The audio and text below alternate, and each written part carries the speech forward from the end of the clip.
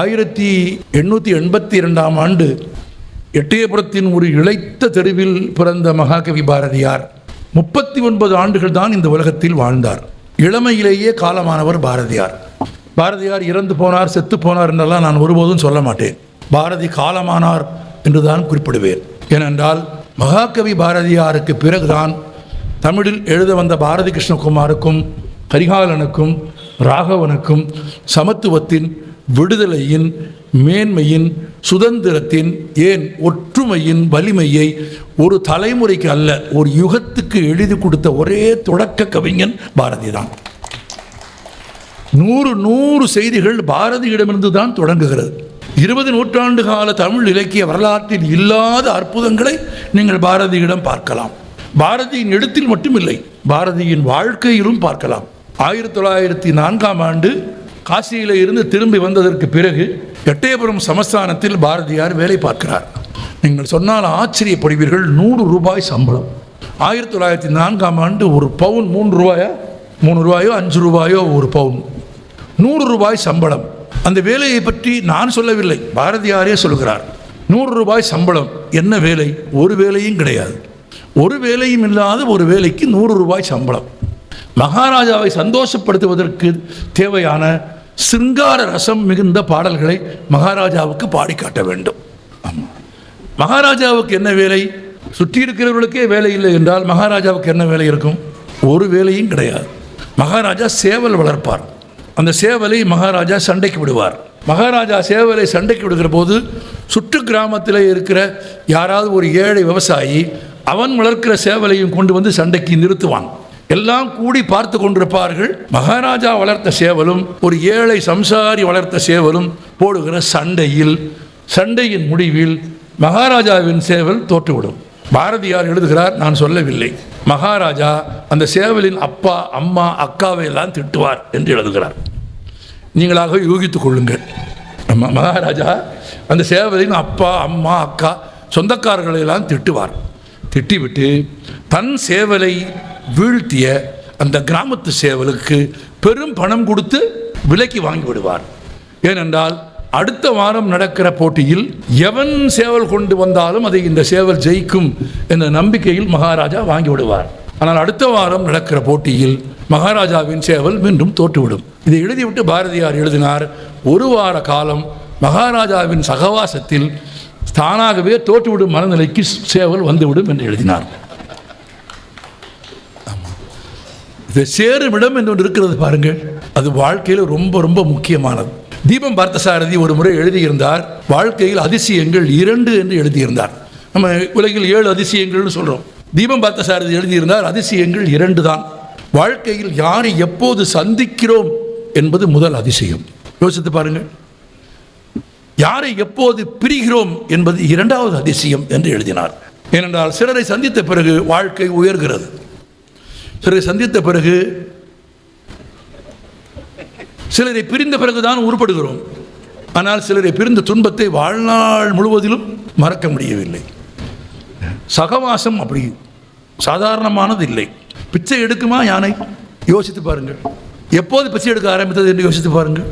நம்மோடு சேர்ந்த பிறகுதான், மனிதனின் பழக்கம் வந்ததற்கு பிறகுதான், மனிதனோடு பழகிய பிறகுதான், மனிதனோடு வாழ்ந்ததற்கு பிறகுதான் ஒரு காட்டையே ஆண்டு மிக உயரமான தலைகளையும் தானியங்களையும் தாவரங்களையும் முறித்து உயரக்குறைவான விலங்குகளுக்கெல்லாம் உணவு கொடுத்து கொண்டிருந்த ஒரு மாபெரும் உயிர் சகவாச தோஷம்.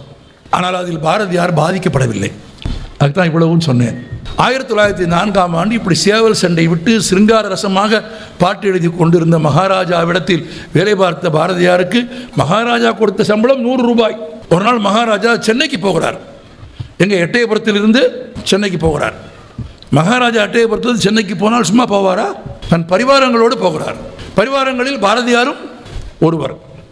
எல்லாம் சென்னைக்கு வந்த இடத்தில் சம்பளம் போக தனியாக ஒவ்வொருவருக்கும் மகாராஜா 100 ரூபாய் கொடுக்கிறார். பட்டணத்தில் என்ன வேண்டுமோ வாங்கிக் கொள்ளுங்கள் என்று எல்லோரும் என்னென்னவோ வாங்குகிறார்கள். எட்டயபுரத்தில் வந்து இறங்கி பூட்டப்பட்ட மாடுகள், பூட்டப்பட்ட வண்டிகளில் சென்னையில் வாங்கிய பொருட்களை எல்லோரும் அவர்கள் வீட்டுக்கு கொண்டு போகிறார்கள். பாரதியாரின் துணைவியார் செல்லம்மா தன் கணவரை பற்றி எழுதிய புத்தகத்தில் எழுதினார், எங்கள் வீட்டு வாசலிலும் ஒரு வண்டி வந்து நின்றது. கொடுத்த 100 ரூபாய்க்கு பாரதியாரும் ஏகப்பட்ட பொருள் வாங்கியிருக்கிறார். செல்லமாக எழுதுகிறார், நான் சொல்லவில்லை. எங்கள் வீட்டு வாசலிலும் ஒரு வண்டி வந்து நின்றது. மூட்டை மூட்டையாக பொருட்களை கொண்டு வந்து இறக்கினார்கள். நான் மிகுந்த மகிழ்ச்சியாக அவைகளை எப்போது திறப்பார்கள் என்று காத்திருந்தேன். எல்லாம் இறக்கி முடித்ததற்கு பிறகு நடுவீட்டில் எல்லாவற்றையும் பிரித்தார்கள். எல்லாமே புத்தகங்கள், எல்லாமே புத்தகங்கள். ஒரு சாதாரண மனைவியாக, நமக்குத்தானே அவர் மகாகவியின் மனைவி இல்லையா? நமக்குத்தானே அவர் மகாகவியின் மனைவியை தவிர செல்லம்மாவுக்கு இல்லை. செல்லம்மாவுக்கு என்ன எதிர்பார்ப்பு இருந்திருக்கும்? பட்டணம் போய் வந்திருக்கிறார், மஞ்சள், புடவை, சில்கு, பட்டு துணிகள் என்று ஒன்றும் இல்லை, எல்லாம் புத்தகங்கள். 100 ரூபாய்க்கும் புத்தகங்கள். என்ன இப்படி என்று தான் கேட்டதாகவும், கேட்டதற்கு பாரதியார் என்ன பதில் சொன்னார் என்றும் செல்லம்மா எழுதியிருக்கிறார். அவர்கள் வாங்கி வந்ததை எல்லாம் கொண்டாடாதே செல்லம்மா, அவைகள் எல்லாம் அழிந்துவிடும். என்றைக்கும் அழியாத செல்வங்களை வாங்கி கொண்டு வந்திருக்கிறேன் என்று தான் வாங்கி கொண்டு வந்த புத்தகங்களின் பெருமையை அவர் எனக்கு பேசினார். அப்போது எனக்கு அது புலப்படவில்லை. இப்போது அவர் காலமானதற்கு பிறகு அதன் உண்மை புரிகிறது என்று எழுதினார். அதனாலே தான் ஒரு மனிதன் 130 ஆண்டுகளுக்கு பிறகும் உலகமெங்கிலும் நேசிக்கப்படுகிறான். குழந்தைகளுக்கு மட்டும், பெண் குழந்தைக்கும் பாரதி என்று பெயர் வைக்கிறார்கள், ஆண் குழந்தைக்கும் பாரதி என்று பெயர் வைக்கிறார்கள். பல்கலைக்கழகங்களுக்கு அவன் பெயர் இருக்கிறது, நகரங்களுக்கு, வீதிகளுக்கு எங்கே இல்லை. நான் உலகின் 19 நாடுகளுக்கு போயிருக்கிறேன். 19 நாடுகளிலும் பாரதிக்கு சிலை இருக்கிறது, சிலை இருக்கிறது.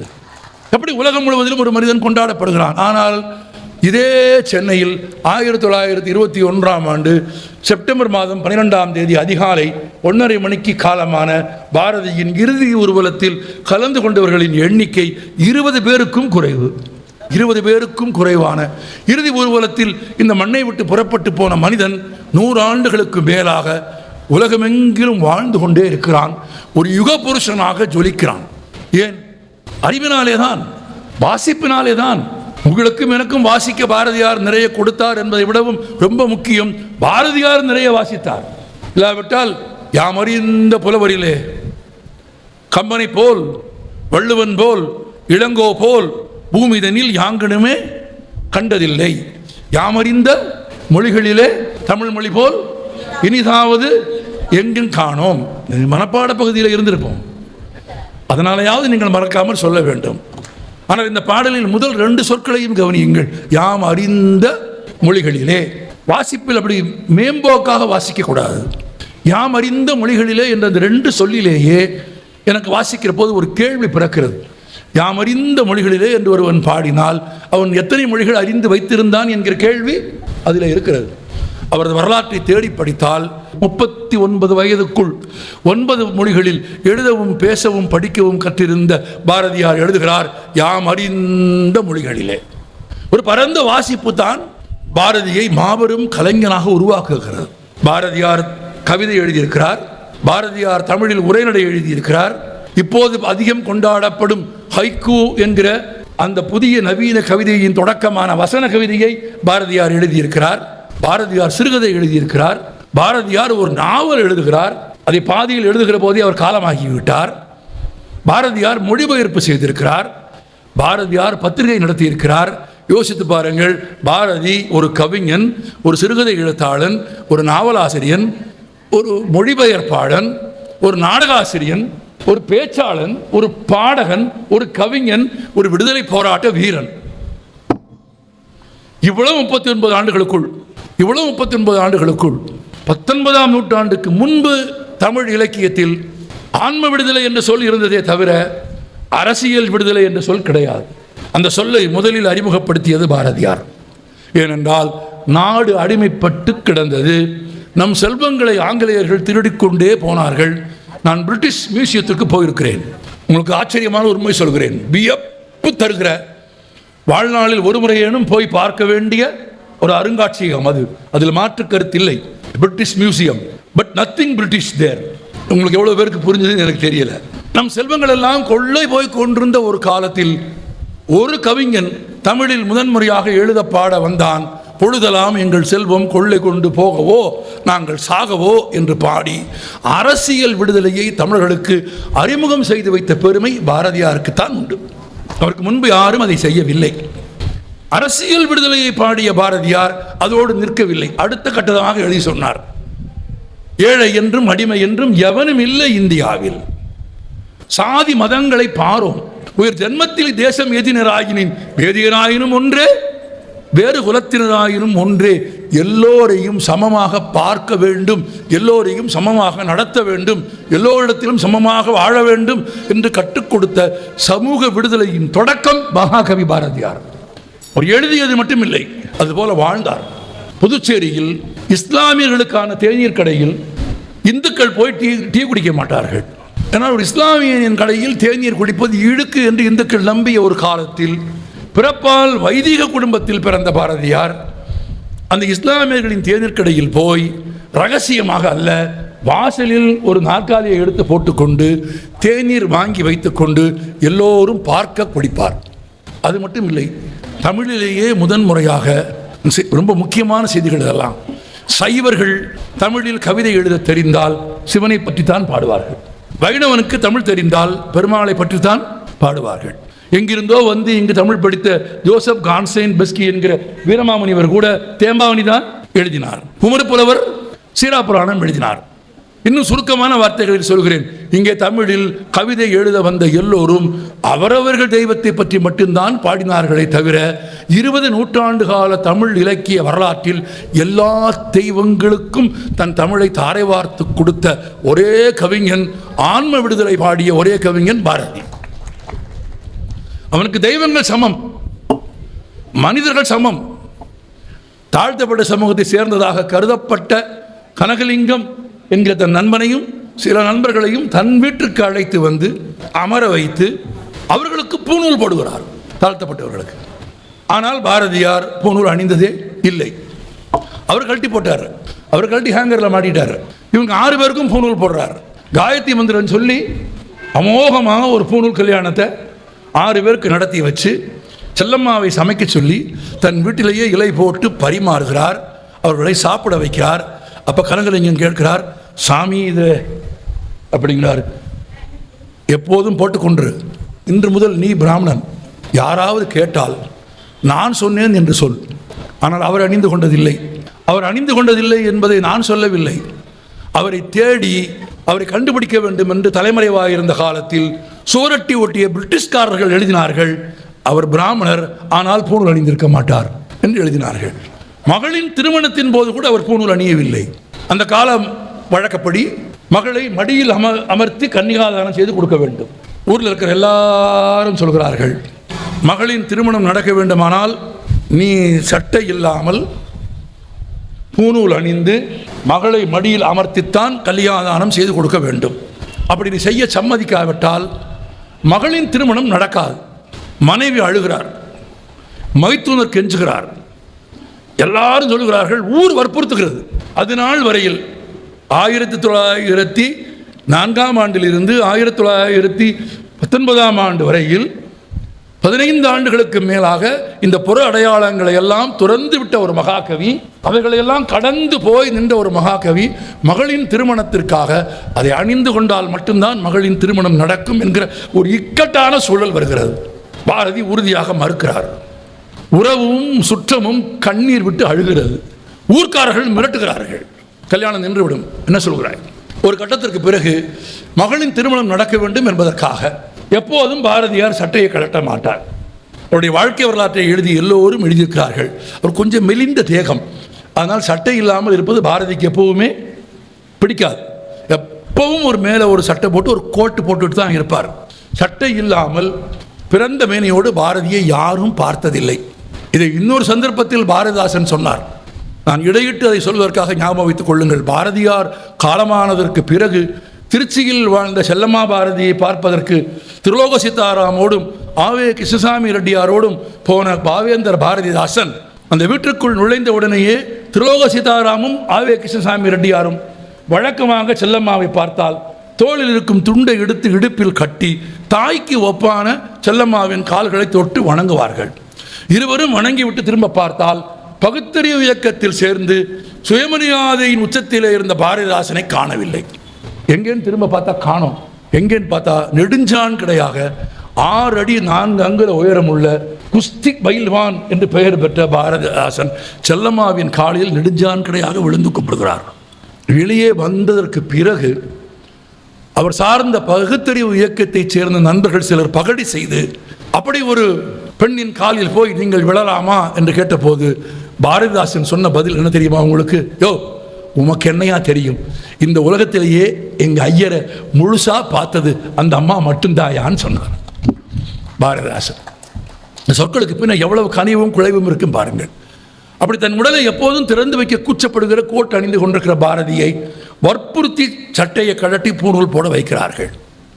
பூணூல் போட்டு மகளுக்கு தாலி எடுத்து கொடுத்து கன்னியாதானம் முடிந்து கீழே இறங்கியதும் அந்த ஊர்க்காரர் ஒருத்தர் கேட்டார், என்ன பாரதி, கீழே இறங்கி வந்துட்டீரா என்று கேட்டார். பாரதி சொன்னான், என்னால் எவ்வளவு தூரமும் கீழே இறங்கி வர முடியும், ஆனால் என் உயரத்திற்கு முன்னால் ஏறி வர முடியாது என்று சொன்னார்.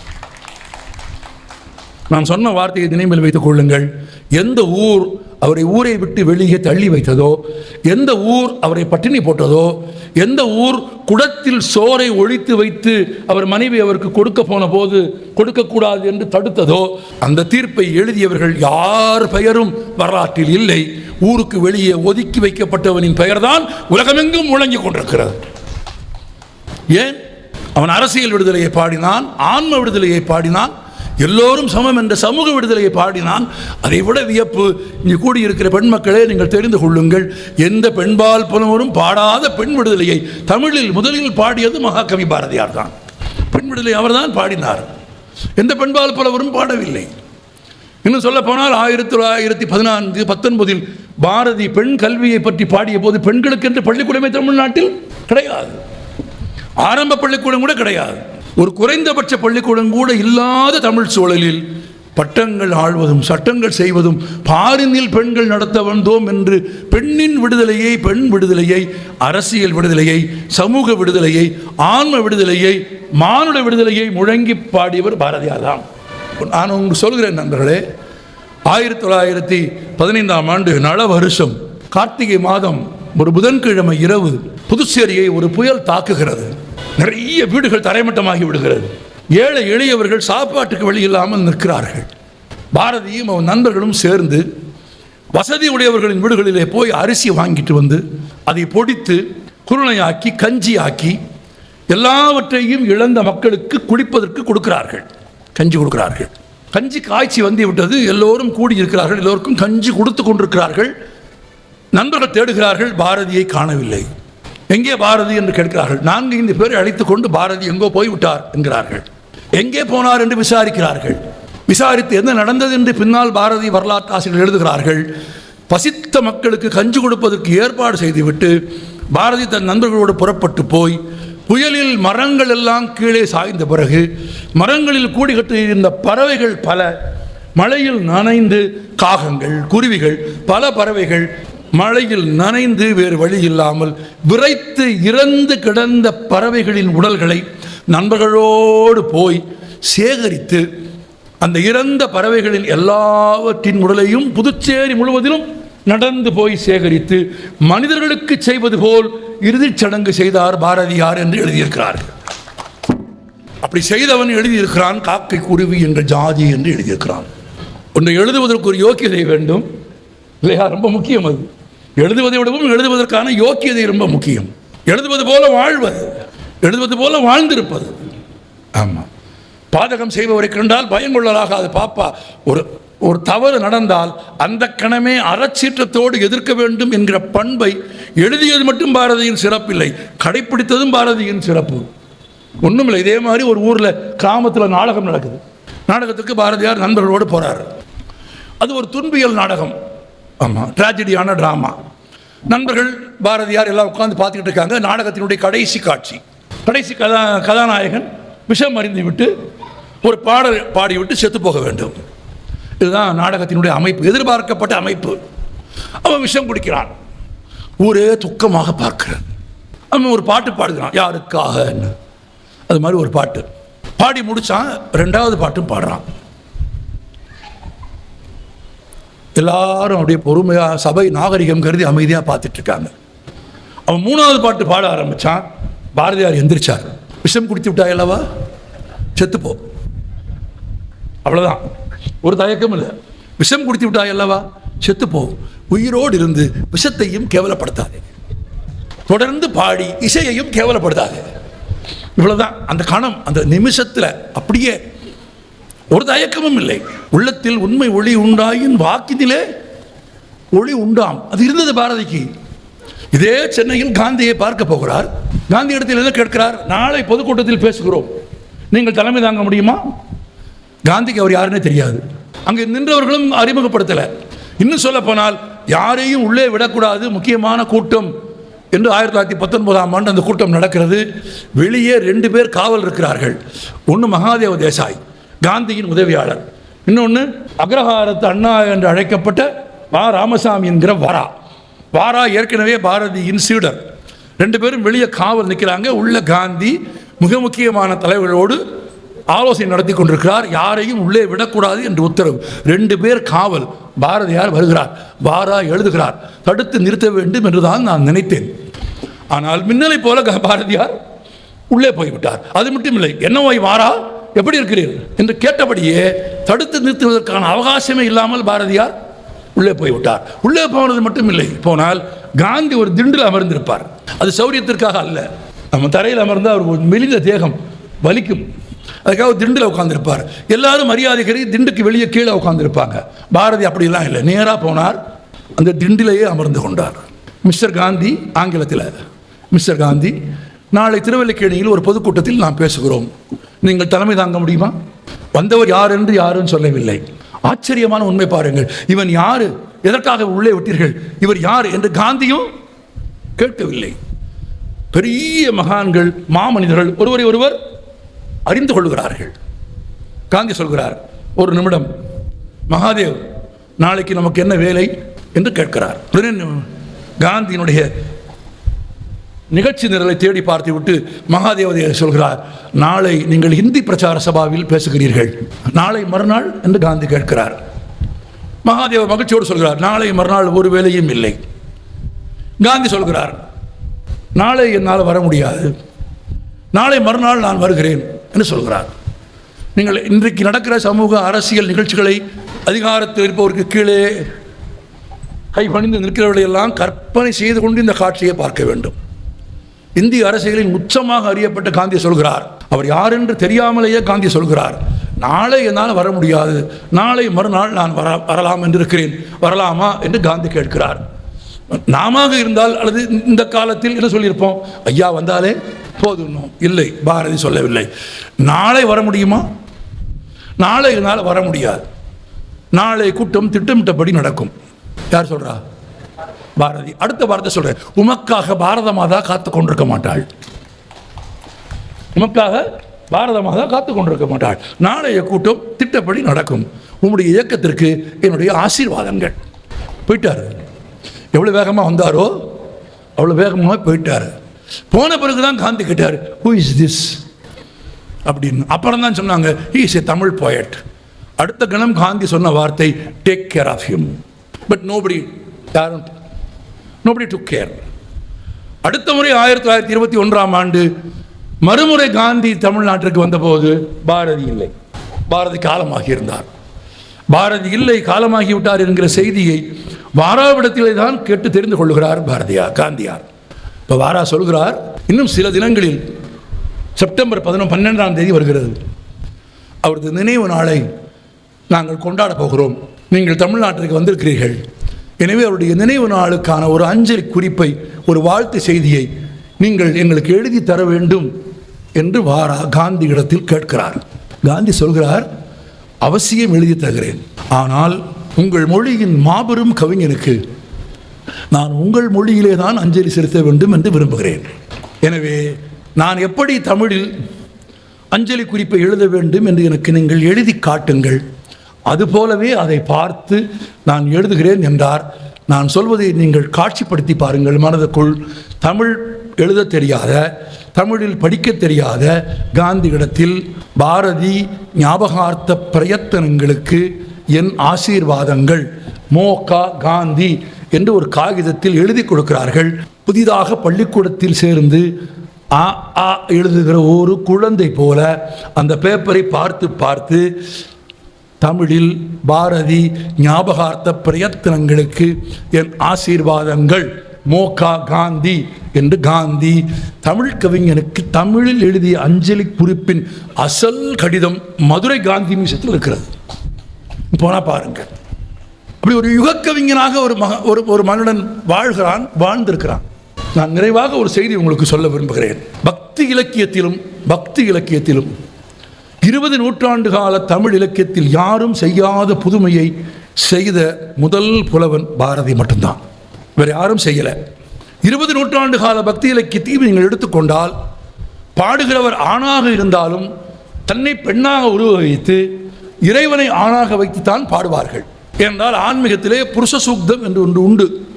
புருஷ சூக்தம் என்பதற்கு பொருள் பகவான் ஒருவனே ஆண், பிற உயிர்கள் எல்லாம் பெண்கள், ஆணாக இருந்தாலும் பெண். எனவே பாடுகிறவர்கள் தன்னை பெண்ணாக்கி, நம்மாழ்வார் ஒரு ஆண் தன்னை பெண்ணாக்கி பாடுகிற போது கூட குழந்தை கிருஷ்ணர் தன் மடியில் ஏறி எப்படி பால் அருந்த வேண்டும் என்று அழகுற தமிழில் எழுதுவார். அப்படித்தான் பக்தி இலக்கியம் இருந்தது. எல்லாரும் பெண், இறைவன் ஒருவன் தான் ஆண். அந்த 20 ஆண்டு கால பக்தி இலக்கிய மரபை படித்து அறிந்துவிட்டு பாரதி மீறுகிறான். முதல் முறையாக தன்னை ஆணாக வைத்துக்கொண்டு இறைவனை பெண்ணாக மாற்றி கண்ணம்மாவை காதலியாக மாற்றியவன் பாரதி மட்டும்தான். நான் தொகுத்து சொல்கிறேன். 20 நூற்றாண்டு கால தமிழ் இலக்கிய வரலாற்றில் ரொம்ப முக்கியமாக ஒன்று சொல்லிவிடுகிறேன் நான். அதற்கு முன்பு தமிழில் எழுதப்பட்ட கவிதை என்பது பெரும்பாலும் தமிழ் இலக்கியம் என்பது 19ஆம் நூற்றாண்டின் முற்பகுதி வரை கவிதை தான். பிறகுதான் உரைநடை இலக்கியம் ஐரோப்பிய இலக்கியங்களுக்கு பிறகு அதிகமாகிறது. இன்றைக்கு நீங்கள் படிக்கிற நாவல், சிறுகதை, பத்தி, கட்டுரை இதில் எழுதப்பட்டிருக்கும் உரைநடைக்கு வயது 150 அல்லது 180, அவ்வளவுதான். அதிலும் துவக்க கால உரைநடையை நீங்கள் படிக்கவே முடியாது.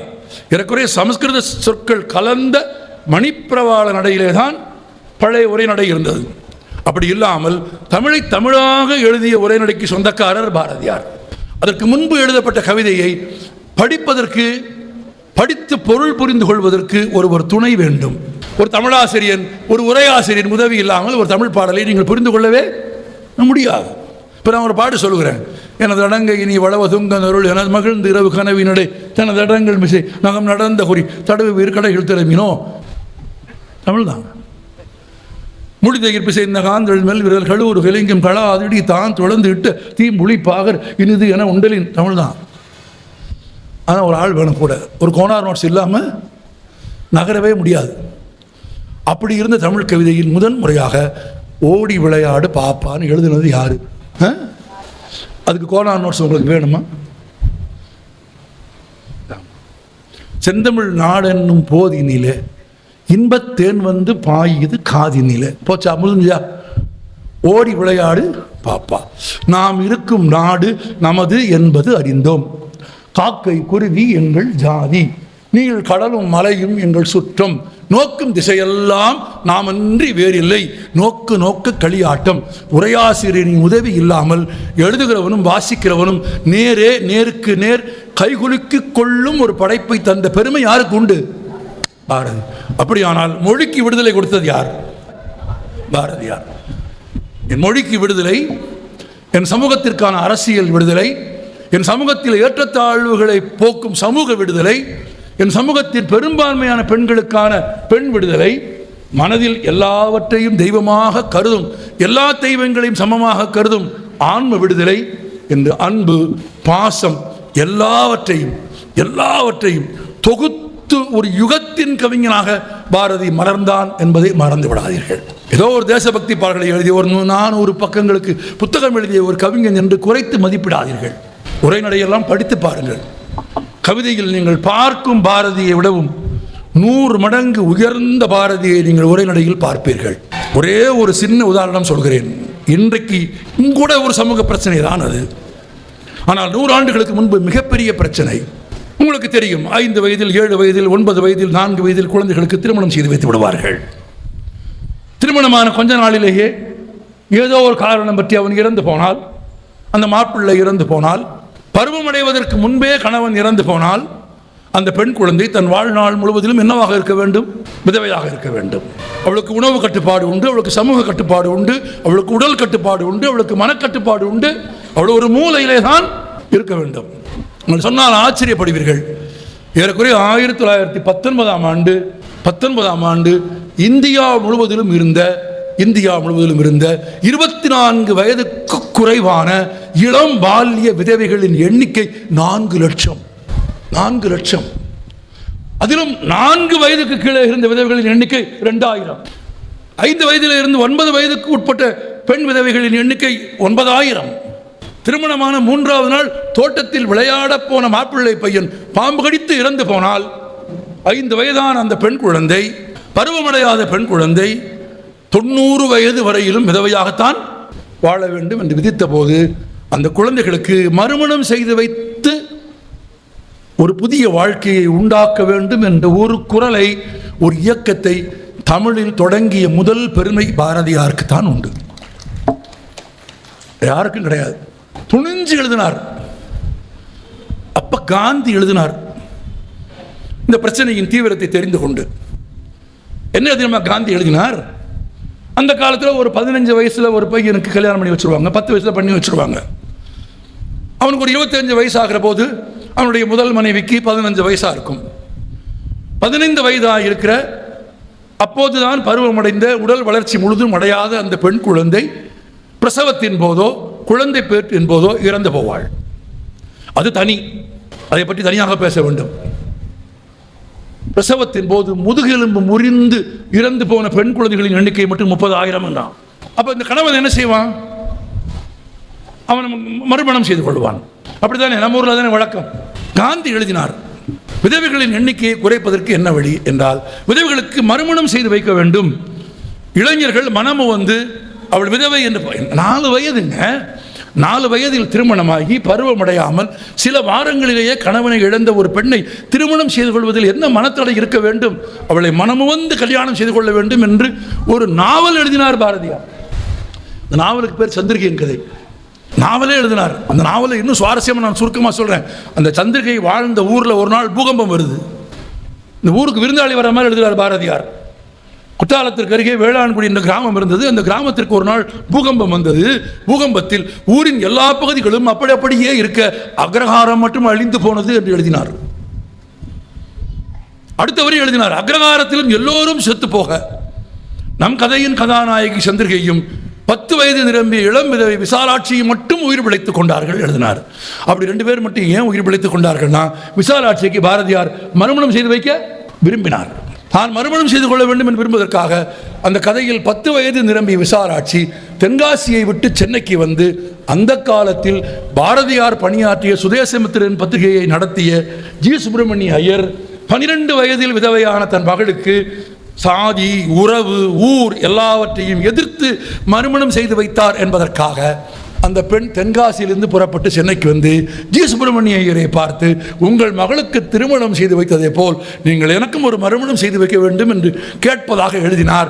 அப்படி கேட்டவன் தான் எழுதினான், நாணமும் அச்சமும் நாய் கேட்க வேண்டுமாம் என்று. ஆனால் காந்தி என்ன எழுதினார்? விதவைகளின் எண்ணிக்கை அதிகமாவதற்கு காரணம் ஏற்கனவே முதல் மனைவியை இழந்த கணவன்மார்கள் மறுமணம் செய்து கொண்டு, வயது ஏறிய ஆண்கள் மறுமணம் செய்து கொண்டு சில ஆண்டுகளிலேயே அவர்கள் இறந்து போவதால் பெண்கள் விதவைகளாகி விடுகிறார்கள்.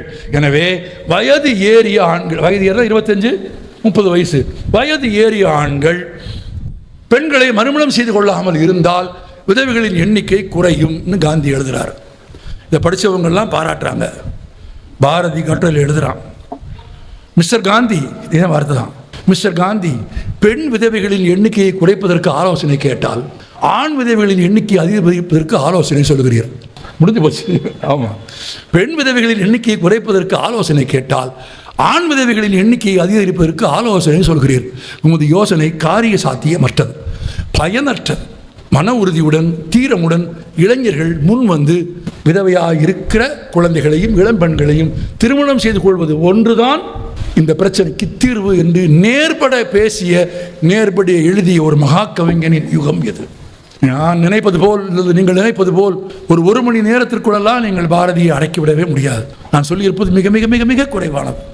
அவர் வாழ்க்கையின் ரசமான பகுதிகளில் சில துளிகளை உங்களுக்கு சொல்லியிருக்கிறேன். நன்றி.